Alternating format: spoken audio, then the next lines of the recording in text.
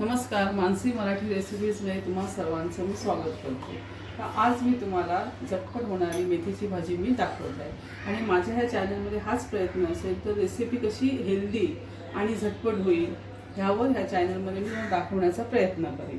तर त्यासाठी मी एक जुडी मेथीची घेतली आहे, 2 कांदे घेतले आहे, 5-6 लसूणीच्या पाकळ्या आणि 1 मिरची आणि थोडं खोबरं. आता हे बघा मी पॅन ठेवला आहे. आता याच्यामध्ये मी 2च चमचे टाकणार आहे. बघा तेल एकदम अगदी थोडं, कारण ट्राय फ्रायची कढई असल्यामुळे तेल जास्त ऑइल जास्त लागत नाही. आता पहिली मी लसूण टाकणार आहे. बघा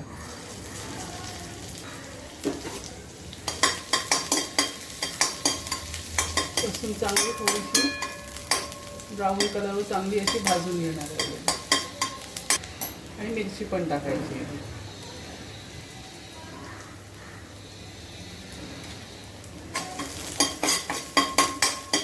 फ्राय फ्रायमध्ये ऑइल कमीच लागतं, त्याच्यामुळे हे स्प्रेड होतं हे ऑइल.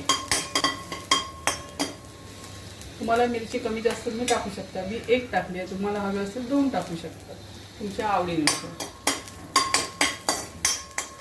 तुम्हाला कसं कमी तिखट जास्त हवं असेल, कमी हवं असेल त्याप्रमाणे. बघा लसूण सोनेरी रंगावर भाजून झालाय. आता हे बघा मी आता कांदा टाकते. कांदा हलकासा नरम होईपर्यंत भाजून घ्यायचा.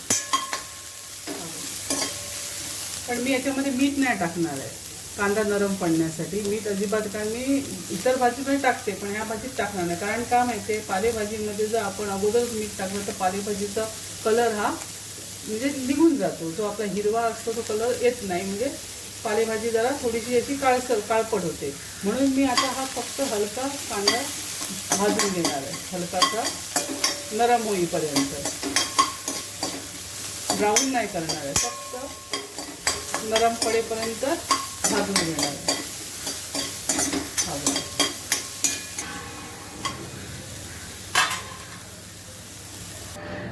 तुम्ही बघू शकता कांदा हा बऱ्यापैकी नरम झालाय. आता मी ही स्वच्छ निवडून झालेली आणि धुवून घेतली आहे 2-3 पाण्याने. ही आता मेथी मी याच्या पॅनमध्ये टाकते. चांगलं पाणी असेल तर निथळून घ्यायचं चांगलं अगोदर. हे बघा पॅनमध्ये टाकायची. ही आता मी कशी झटकीपट करते, म्हणजे तोडून घेतली, कापली नाही, कापूनही करू शकतो आपण. कापून घेतली तर ती सुटसुटीत होते.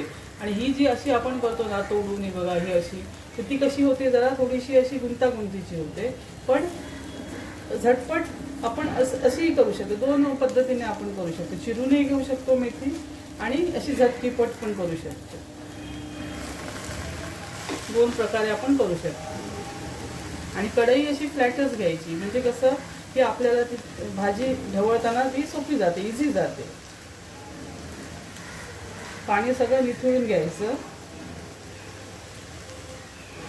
आणि अशी मेथी तळायची पॅनमध्ये.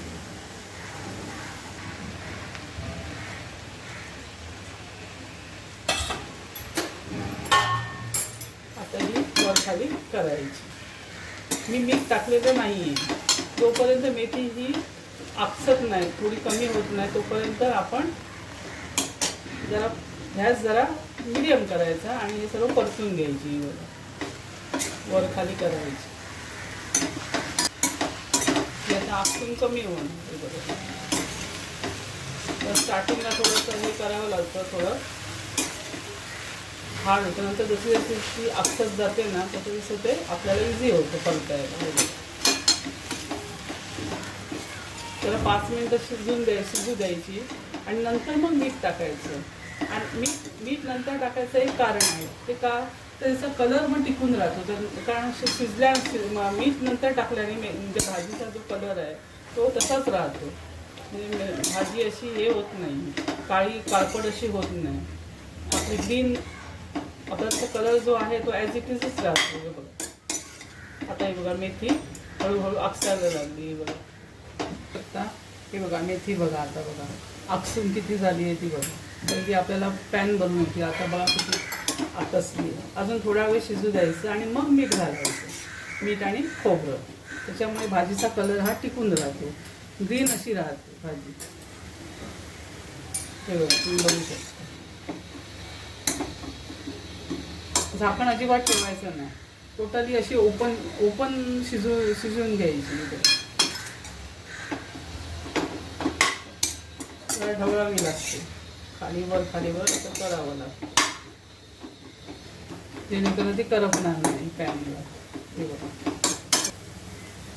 हे बघा भाजी चांगली शिजून रेडी आहे. आता मी याच्यामध्ये मीठ टाकणार. हे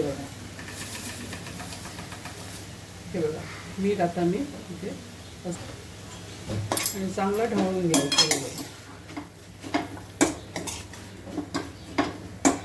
हे बघा भाजीचा कलर हिरवा आहे ना, बघा चांगलं मीठ ढवळून झालं की मग इथे ह्याच्यामध्ये खोबरं टाकायचं. खोबरं तुम्ही कमी जास्त तुमच्या आवडीनुसार करू शकता. हे बघा किती छान कॉम्बिनेशन दिसतंय बघा, व्हाईट आणि ग्रीन.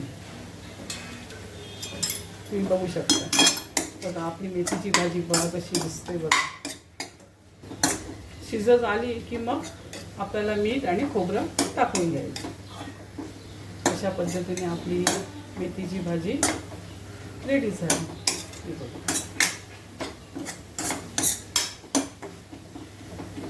बघू शकता तुम्ही, झटकीपट अशी हेल्दी मेथीची भाजी आपली तयार.